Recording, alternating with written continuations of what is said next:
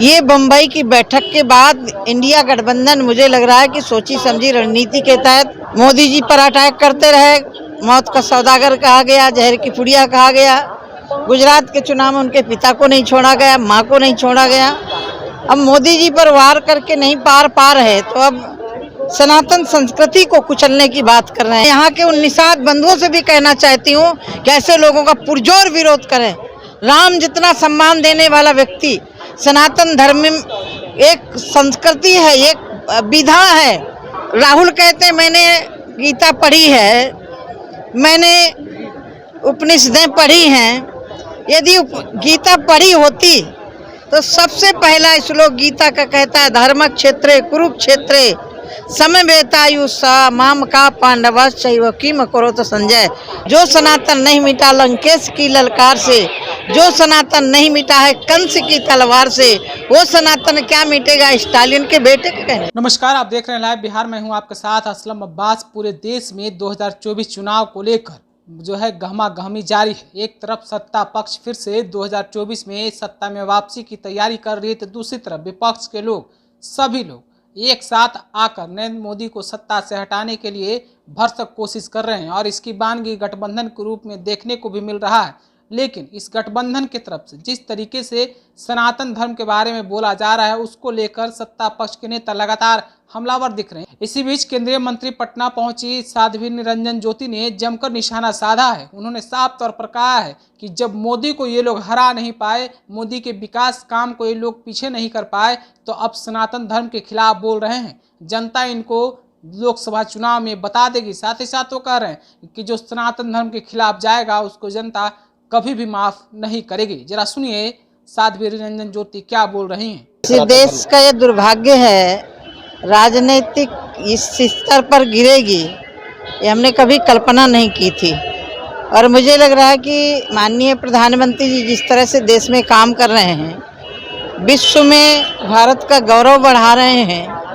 अभी आपने देखा कि दिल्ली के अंदर किस तरह से पूरे देशों की शख्सियत आई और यहाँ भारत की तारीफ करके गई माननीय प्रधानमंत्री जी के कार्यक्रम की।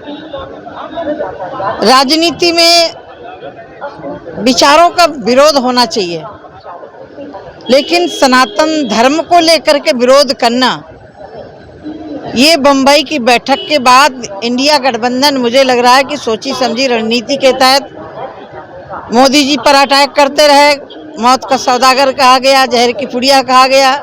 गुजरात के चुनाव में उनके पिता को नहीं छोड़ा गया, माँ को नहीं छोड़ा गया। अब मोदी जी पर वार करके नहीं पार है तो अब सनातन संस्कृति को कुचलने की बात कर रहे हैं। डेंगू, मलेरिया, कोरोना जैसी उपाधि से।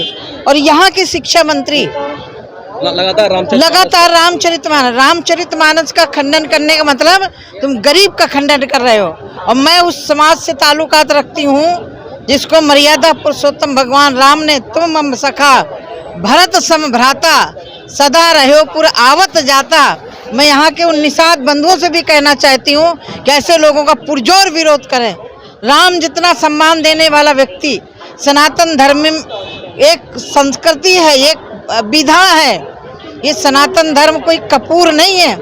इंडिया के लोगों के कहने से दुर्भाग्य है, क्यों नहीं बोलेंगे। कांग्रेस के राष्ट्रीय अध्यक्ष के बेटा बोल रहे हैं, तमिलनाडु में जिस तरह से हो रहा है वो तो बोलते ही रहे हैं। लेकिन अब सबसे बड़ा दुर्भाग्य है कि बाला साहब ठाकरे जिस हिंदुत्व को लेकर के चले थे, उनके बेटे उनके साथ में खड़े हैं। और ये सबसे बड़ी दुर्भाग्य है। राहुल कहते हैं मैंने गीता पढ़ी है, मैंने उपनिषदें पढ़ी हैं। यदि गीता पढ़ी होती तो सबसे पहला श्लोक गीता का कहता है, धर्म क्षेत्रे कुरुक्षेत्रे समवेतायुषा माम का पांडवश्चैव किम करोत संजय। शुरुआत वहीं से शुरू होती कि धर्म और हमारा सैनिक यदि सीमा पर जाता है तो गीता की कसम खा करके जाता है कि मैं देश की सेवा करूंगा। ये दुर्भाग्य है। मैं हिंदू समाज को चेतावनी देती हूँ, हम किसी धर्म का विरोध नहीं करते, हम सबका सम्मान करते हैं। सबका साथ सबका विकास।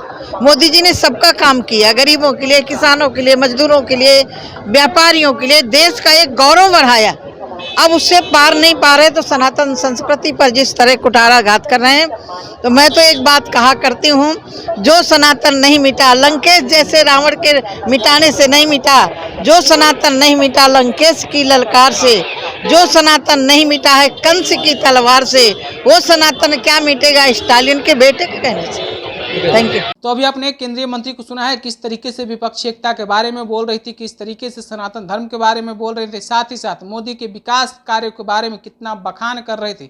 उनका साफ तौर पर कहना था कि जब से नरेंद्र मोदी सत्ता में आए हैं सभी के लिए काम किया है, चाहे वो गरीब हो अमीर हो, कोई भी ऐसा तबका नहीं जिसके लिए सरकार ने और नरेंद्र मोदी की सरकार ने काम नहीं किया।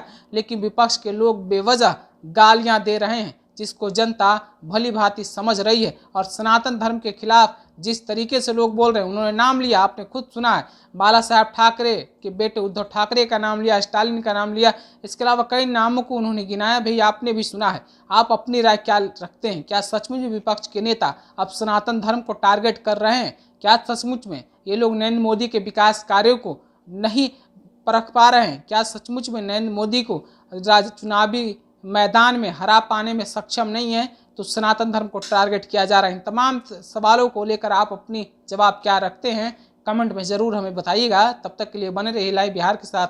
आपका बहुत बहुत धन्यवाद। लाइव बिहार यूट्यूब पर सब्सक्राइब और फेसबुक पर लाइक जरूर करें।